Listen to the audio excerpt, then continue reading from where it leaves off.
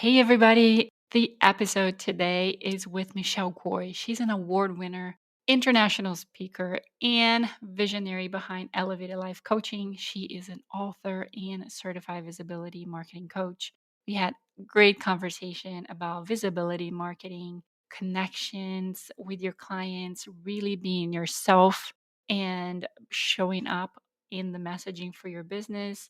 We talked about some coaching strategies and mindset, all the good stuff that you need to be successful in your business. Michelle has an amazing personal story of just resilience. So I'm super excited for you guys to hear that. And I have something very special for this episode for you. If you're listening to this episode and you go into our website to accidentalceo.co/contact and send a contact form if you're interested in coaching, I'm offering you 10% off any of my coaching offers today if you mention this episode in the contact form. So love to chat with you. Let's set up a call to see if we're a good fit. So go to our website, accidentalceo.co/contact. And when you fill out the contact form, mention in there this episode with Michelle Kuei. And I would love to give you a 10% off in all our coaching offers. Hope you guys enjoy. Let's dive in. Welcome to the Accidental CEO podcast, where we bridge the gap between the creativity you love and the CEO mindset you need. I'm your host, Nada Salvatore, wedding photographer and business educator. Find full show notes and resources at accidentalceopod.com. Let's get into today's episode. You're not just winging it, you are leading it. But let's be honest, being the CEO and the everything else can get lonely, messy, and exhausting. That's why I created the Accidental CEO Collective, a free Facebook community for creative entrepreneurs who never plan to be the boss, but damn it, here we are. Inside, I go live every week to share the real stuff. Strategies that don't require a business degree, behind the scenes struggles, because you're not the only one, and wins that we actually celebrate, even the tiny ones. If you're a scrappy, smart, sometimes slightly burnout founder who is ready to lead with more clarity and less chaos, this is your room. We're building a business that works for us, not one that runs us into the ground. Come join us. Let's grow, mess up, pivot, and succeed together. Just search the Accidental CEO Collective on Facebook and join our group today. Hey everybody, welcome back to the Accidental CEO podcast. I'm your host, Nada Salvatore, and I have Michelle Kuei with me today. She's an award-winning international speaker and the visionary behind Elevate Life Coaching. She's also an author, which I'm excited to talk to her about, and a certified visibility marketing coach. And her main focus is helping female coaches and consultants simplify their marketing to become seen, heard, and attract paying clients. Welcome. Thank you so much for having me. It's exciting. Yes. So I want to start with just where you are, what do you do right now, what is the main focus? And then I want to backtrack a little bit of how you got there, because I know you have a very interesting story for us to share with everybody. Yeah, so where I'm at right now is I am a visibility marketing coach. And so a lot of my focus has to do with marketing. I love marketing. I can spend all day, all years talking about marketing because it's really something that I believe a lot of business owners, and no matter what service or product that you have, you can't really have a business without the marketing. And that's how a business survives. But, how I got here is really quite interesting, and I love the name of this podcast is Accidental CEO, and that really fit my journey perfectly because it was totally out of the norm, not expected, and, I spent majority of my life doing something else other than business and other being the CEO. So this is definitely has been quite a journey for myself, and my hope is that by sharing mine, that might inspire someone else to think about all the things that you do in life. Maybe sometimes it doesn't make sense, sometimes it's accidental. Exactly. Yes. A lot of us have gone through that. So I know you were in the healthcare field before. So you were a clinic pharmacist. Let's talk a little bit about that journey. What moment helped you made the decision to transition from clinical pharmacist to starting a full-time coaching business? Yeah, I've been a clinical pharmacist for the last 20 years, which I still do on the side. That's has become my side hustle. Reason being, I earn my licensing. And one of the things about licensing is once you have it, it's probably a good idea not to lose it because you work so hard your entire life towards it. And so once you lose it, you lose it. And so the reason why I got into healthcare was I grew up in a very traditional Chinese family, and most of the Chinese family, they either want their daughter or son to be the doctor or pharmacist or some type of professional so that you have job security. And my parents was no exception. So they raised me up wanting me to have a skill. Those of you who are listening to the podcast and or watching video, maybe so I'm 4 feet 4 inches tall. I walk with crutches. I have physical disability. And so having a skill is more important to me than anybody else because I need to be able to survive and sustain myself, not relying and depending on someone else. And so that was my goal my parents brought me up with and the belief that I have you need to have a skill in order to survive. So that's what got me into pharmacy as my professional before I became a coach. So I've been in that field for the last 20 years, 20, more than 20 years. And it was really something that I thought I was passionate about because graduating from school, I thought I'm going to change life. I'm going to save more people. I'm going to save the entire healthcare system. And that was my goal to save the whole entire healthcare system. But little did I know that life, the universe had a different plan for me altogether. Beautiful. Yeah, I was in healthcare before, and it's very interesting how we always start with this very motivated mission of changing the world, and and then we realize very quickly why things are the way they are, and they have been for so long. Not that you shouldn't be encouraged to make a change. A lot of people do make some changes, but it's just exciting new careers and this starting and everything. But that's a lot of times why we find ourselves sometimes in this new endeavor of having this side hustle that grows into a full blown business. So very fun to listen to your story there. So I know that you had an experience hiking Machu Picchu, which I want to hear about. And then that kind of inspired maybe the career shift for you, correct? Yeah, so I thought it was a fitness journey, and because at that point in my life, I was really having a lot of burnout from the healthcare setting, not getting to the places where I wanted to be because of all these corporate rules and environment and HR standards. And so I was feeling a lot of burnout from being a healthcare provider. And coming from that experience, I was also looking for like redefining who I am in this world and how can I contribute to the society and to the people that I'm passionate about? And how can I live a lifestyle where I don't have to kind of follow people's rule? I'm a rule breaker. I'm a rebellion rule breaker. I don't like rules. So I was looking for that moment where I can break free from all that box that was placed on me and also that personal journey. And so I was struggling with a lot of body image issues, shaming, and all these things that we said about ourselves that's not good enough and that's not tall enough, not pretty enough. That enoughness was a big challenge to me. At that turning point, I reached to a point where I wanted to do something different, but I didn't know what. And for me, it was a physical limitation where I can only do so much. And so I was gaining weight. I was not feeling good about myself, waking up feeling slouchy and just very depressed. And so I went on this personal journey and wanting to start working on myself. And I realized, okay, so the first thing I did was going to the gym, start training myself, start eating well, and start incorporating some of the healthy living style into my life. And that transpired this whole set of personal development journey that I decided to book myself a ticket, flew myself to Peru, and hike through the 26 miles of Inca Trail with my two crutches. And that was something that was not expected. I never planned it. I knew that I wanted to belong in the society, belong in the conversation, but never had I thought about, oh, it was going to be Machu Picchu. Wow, that's amazing. Congratulations on that very big achievement. It was difficult. It was hard, but it was also very fun because I through that journey I have learned so much about who I am and what I can bring into the world to inspire others to start taking action, to think about like what is important in your life, like who do you want to be on your journey, like traveling with you, who's going to be on your teammate, who's going to be on your team. That whole lesson, that 4 day, it took us 4 day to actually get to the site of Machu Picchu. And each day I would have to hike 8 to 10 hours on two crutches, and we're talking about a lot of push-ups.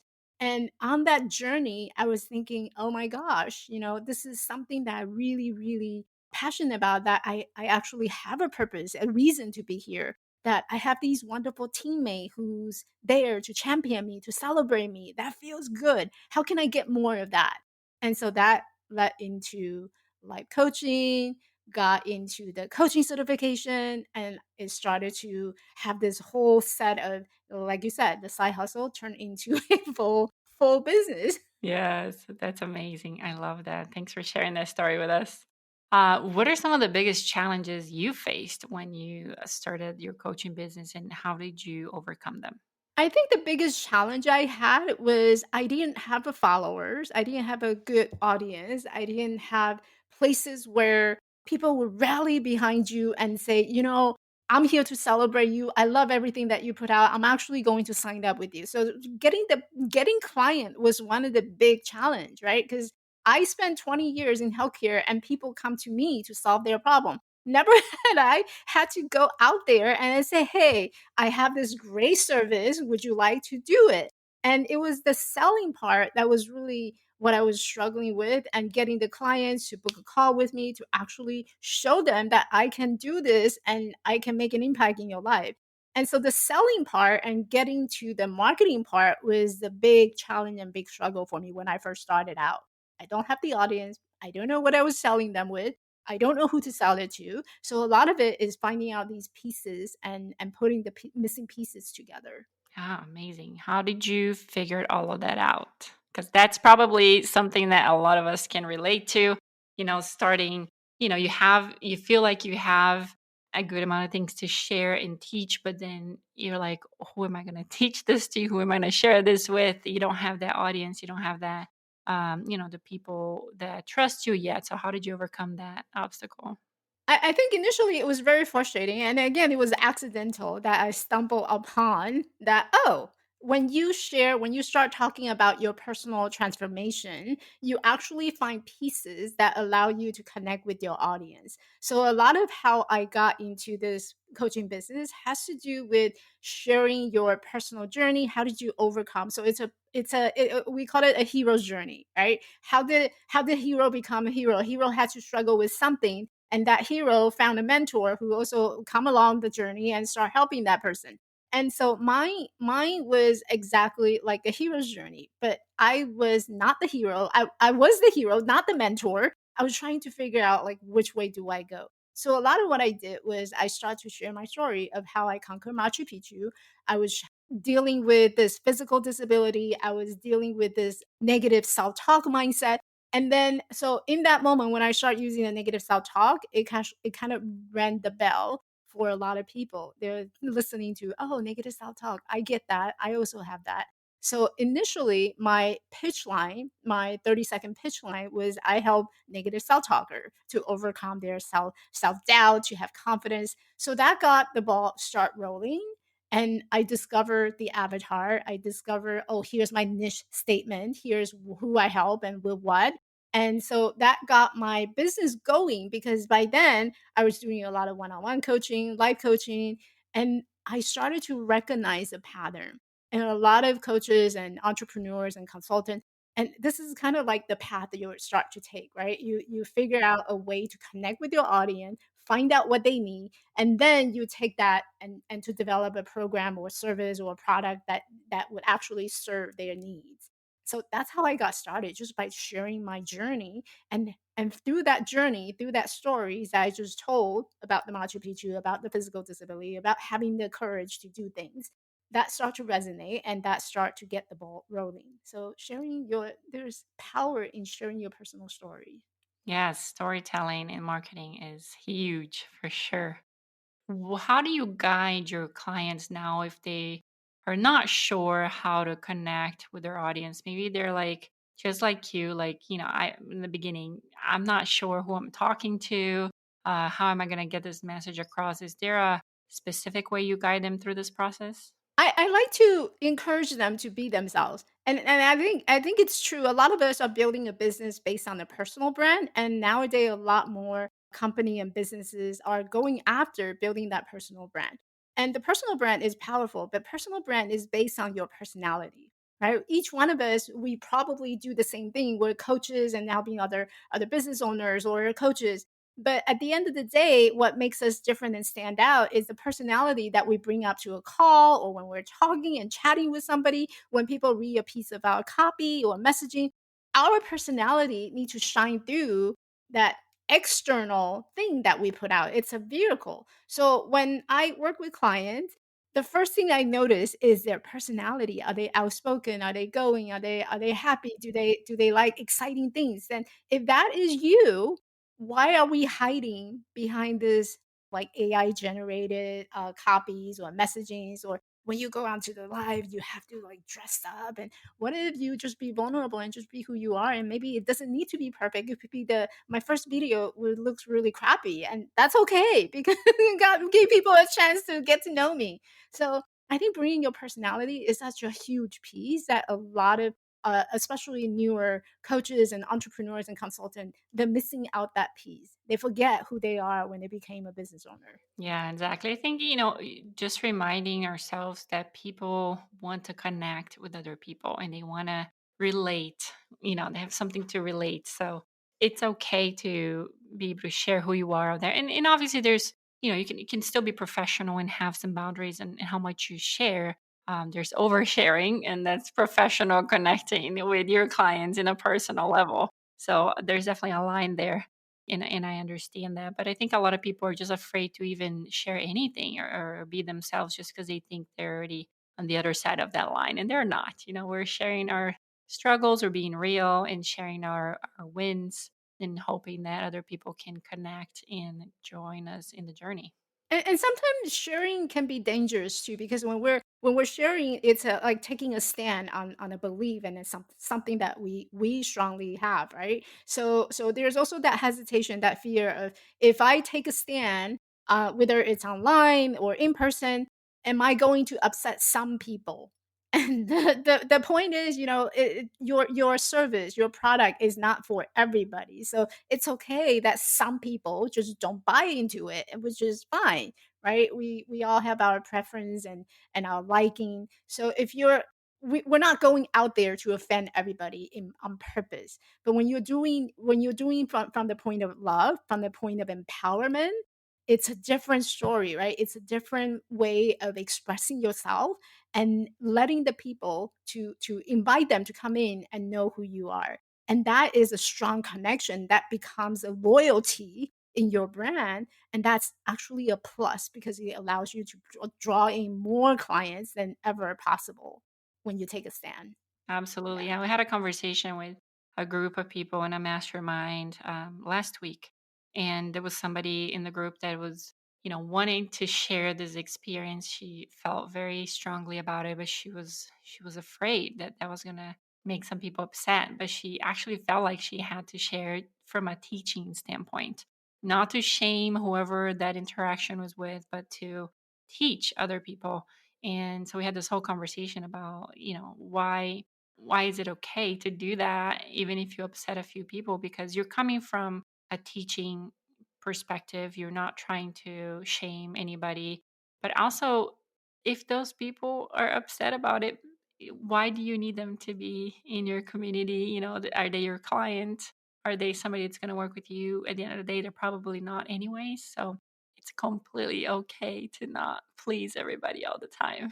We need to give ourselves permission to just be who we are without like intentionally hurting somebody. I think there's a difference between intentionally hurting someone or being offensive to someone versus we're coming out from the place of teaching and empowerment, and we're here to change and create a change, right? And because ultimately we're all change agent because we're changing people's life and changing how they live their life.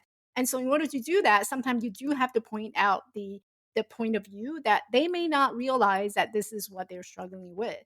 And so that's completely okay because they're not aware. You're actually doing them a service by pointing it out in a loving and caring way. Today's episode is sponsored by Accidental CEO. Are you tired of empty calendars or worse, feeling like your revenue is capped? I've been there.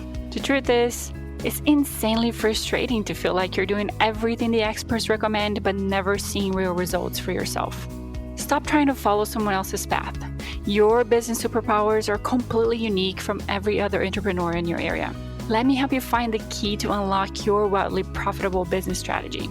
I focus on one-on-one business and mindset coaching because I truly believe you deserve individualized strategies for your unique business. It's time to get your business thriving. Check out my website for more information at accidentalceo.co. That's accidentalceo.co. So you chose to go and get a certification for your coaching, which I love that. I'm working through one right now. So what prompted you to choose that ICF accredited coaching program for your certification, and how has this training kind of enhanced your coaching skills? I spend a lot of time in healthcare setting, and I think when I first chose to go through the ICF, I was under the impression that I want this to be legit, not just a validation to the clients I'll be working with, but also a validation to myself that I actually have a piece of paper hanging on my wall. Is it necessary? No, right? Because we all know that a lot of coaches have the life experiences, and that's legit. And when you have that, that's okay, but I wanted that piece of paper so that it's a validation to me that I had accomplished something. And so I decided to go through ICF, part of it also because I came from this healthcare background, and having a certification, it's something that's an added value. And when you have added value, that position you in a different place in your business. And especially if you're looking into working in a corporate world or working with companies and business to business, a lot of time they're more interested in looking at the qualification that you have. And so having a piece of paper on the wall, it actually solidified that validation of that you're not just like some pop-up coach coming out from nowhere. You actually went through the proper training, and these are the things that you have learned. These are skills at the minimum core requirement, that these are the things that you have. And so it's a reassurance for the people who you're working with. And so that's my mindset walking in and wanting to get certified for ICF. A lot of it has to do with that heavy influence from a healthcare background. Yeah, so let's share with everybody what ICF is if they are not in healthcare. Yeah, so ICF stands for International Coach Federation. It is the only kind of like regulatory for coaching industry. There is no official regulatory coaching program out there, but there is such organization like International Coach Federation who kind of governs and give accreditation to a lot of these coaching programs that's out there. Should you choose to become certified? So it walks you through how many hours that is required for you to work with clients before they release the certification. And there's also core trainings that you have to learn in working with your coaching clients. So there is some type of standard, but it's not the official standard that we all know, like medical board, pharmacy board, right? But it's close enough to that sense in terms of accreditation. And I think there's another reason why, it's good to pursue some kind of certifications. Even though you learn a lot from your experiences when it comes to coaching, there are biases in our experiences, and we are all experiencing things from a different, perspective. So when you look for a more structured kind of training, it gives you a better view of how to help your clients, because it's more based on some science in your ability to be unbiased when it comes to helping your clients. So you're not relying on your own experiences only at all times. So I'm on the same boat coming from healthcare. It's kind of drilled in our heads the importance of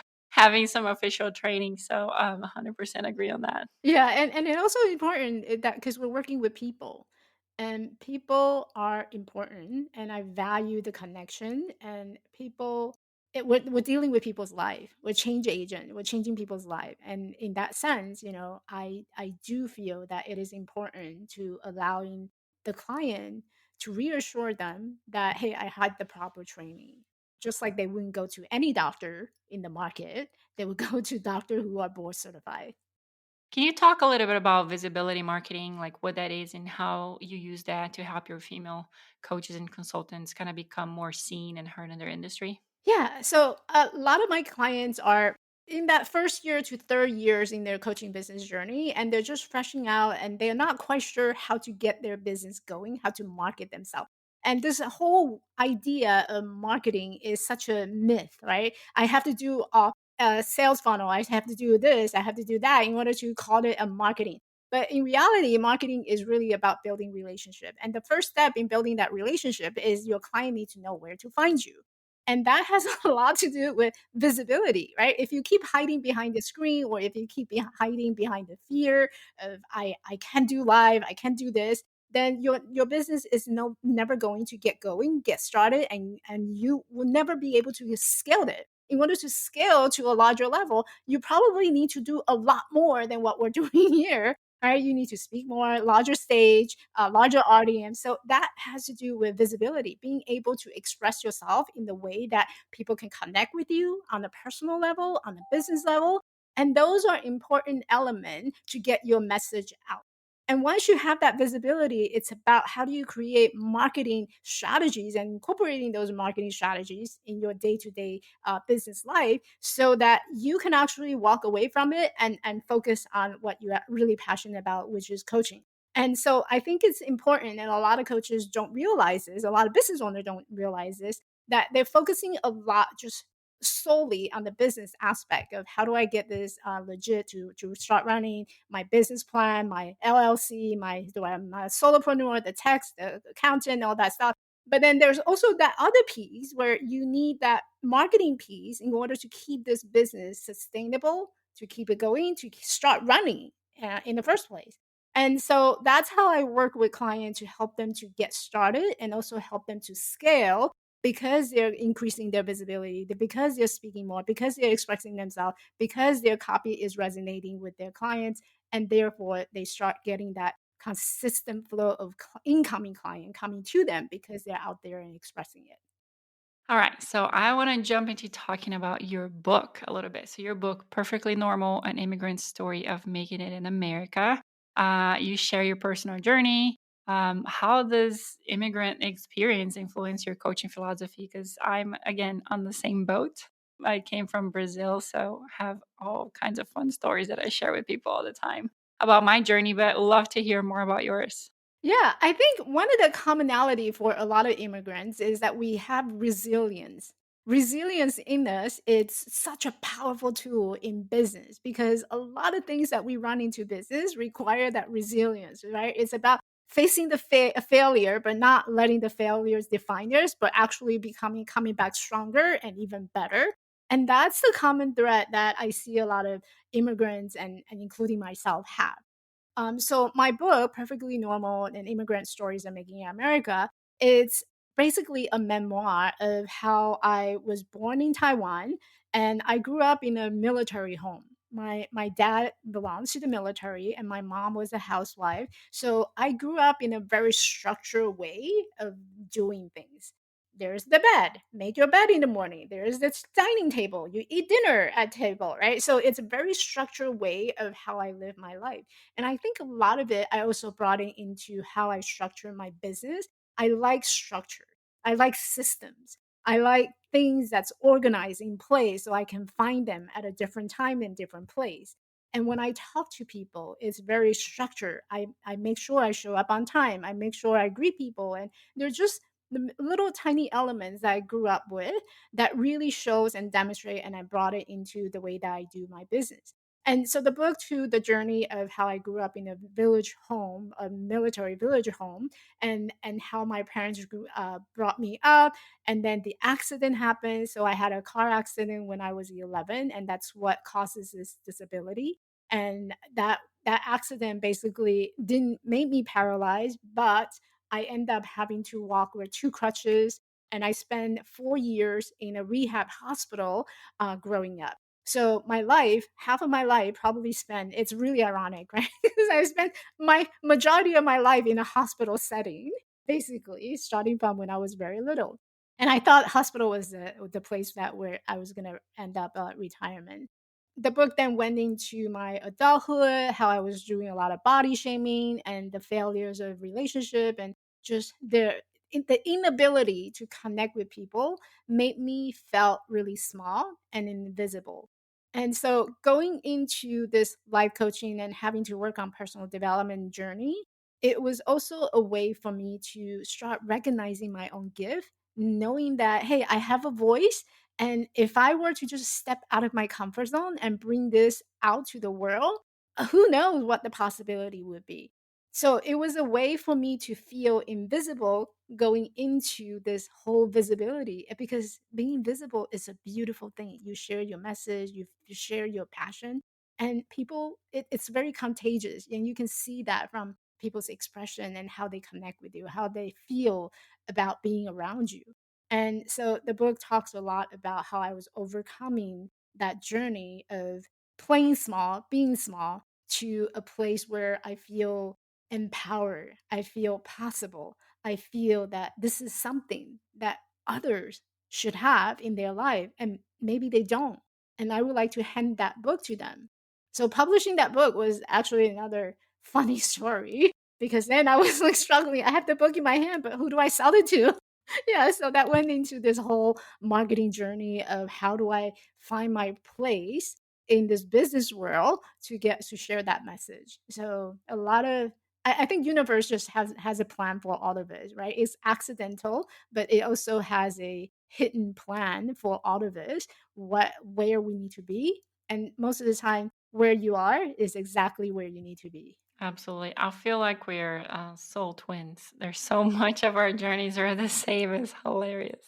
So I was in a car accident too when I was a teenager, and I went to rehab for a long time too, which is why I became a physical therapist. So isn't it interesting how it takes us to all these, paths and choices of life, and then we ended up discovering something different, and sharing that stories is always interesting and fun. And I've always been told I need to write a book, so maybe I'll put that on my to do list. I think you should. I think I heard your story on one of the podcast episodes, your podcast episode, and that's how I discovered Accidental CEO podcast because there's something about you that really resonated with me. And normally I don't like just go pitch like that, but I said, oh, I need to connect with her because there's something about us that just meant to be. There you go. We did it.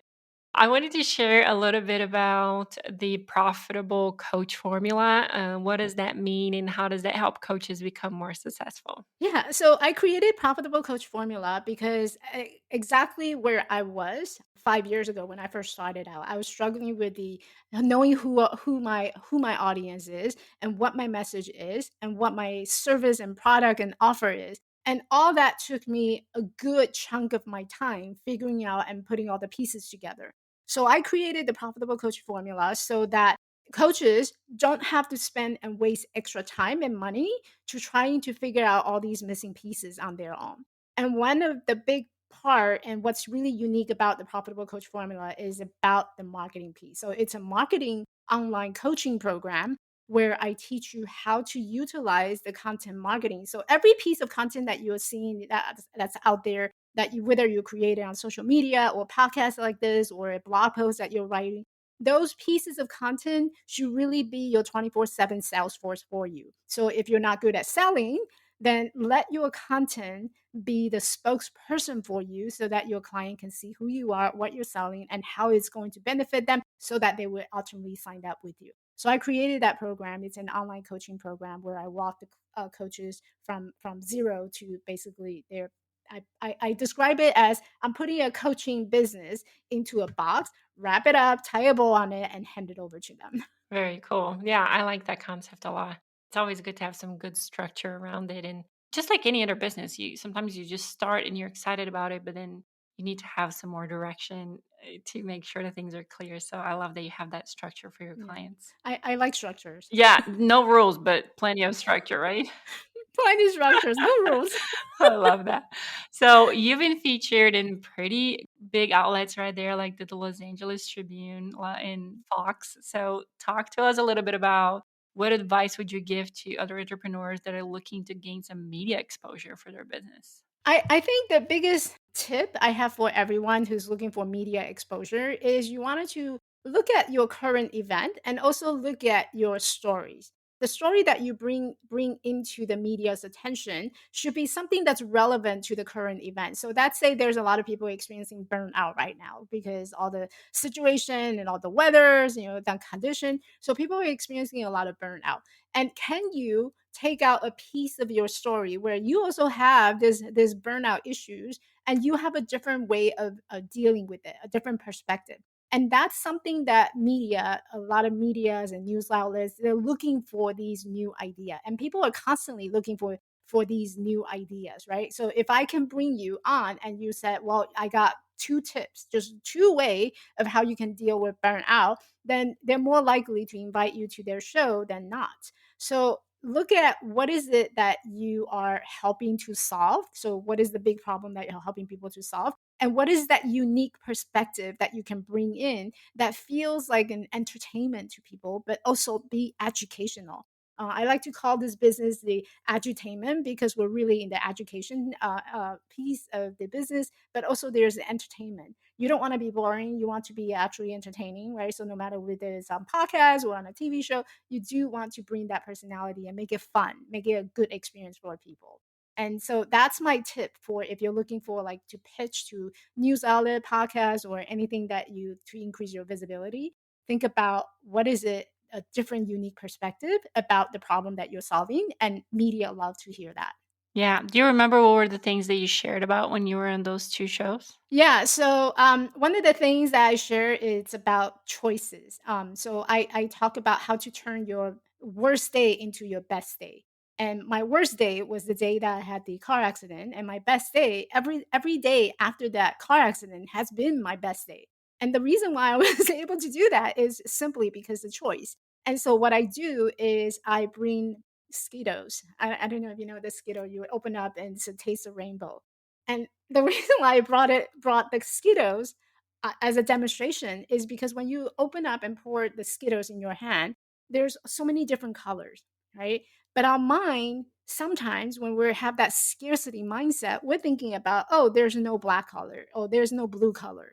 And so we're thinking about the color that we don't have, but we don't recognize the things that we already have, we already own. So when it comes to burnout or having the worst day, look at what you already have, right? It could be your family. You have a family, you have a roof to go home to. And so how can we bring the audience back to the moment where you recognize the things that you have, and how can you make those experiences even better for yourself that would turn that worst day? And it's all by doing that single one thing. You make a choice, and that choice is going to allow you to choose better. Gotcha. I love that. Very good. And so that's usually the pitch I would pitch to, especially a personal development podcast or news outlet where I can help people to go through that mindset struggles. So, what are you excited about for your own career and company? Where are some new projects or initiatives coming up for you? So I'm definitely very passionate and very excited that I'm going to go into a launch again. I'm opening up the Profitable Coach Formula enrollment soon in September. So I have this whole marketing campaign that's coming in place. So I've been working on that project. So starting in August, if people follow me on social media, they're going to see a lot more information about the course enrollment itself. So that's something that I'm definitely very passionate about. And on the personal level, I just lost 4 pounds from Whoop. COVID weight. So that's really exciting. I've been doing that for the last, whole 30 days. 30 days, yeah. Wow, very good. So, yeah, those are 2 exciting things in my life. Very good. I love that. Well, thank you so much for spending all this time, sharing your journey and your expertise. Where can people find you if they want to learn more from you and work with you in the future? Yeah, they can definitely go to my website, elevatelifecoaching.org. And on my website, there's a Learn with Michelle tab. It has all the resources that people might find helpful. Awesome. We'll make sure to link that to you guys. Thank you so much again for sharing all the amazing tips about visibility and marketing and all the personal mindset stuff. So I love hearing all of that. We enjoyed having you here. Thanks for having me. Thank you, everybody, for listening and hanging out with us today. And we'll see you next week in another episode of the Accidental CEO podcast. Bye. And that's a wrap for today's episode of the Accidental CEO podcast. Thanks for hanging out with us in the world where creativity and business strategy collide. I am Nada Salvatore, thrilled to have shared this time with you.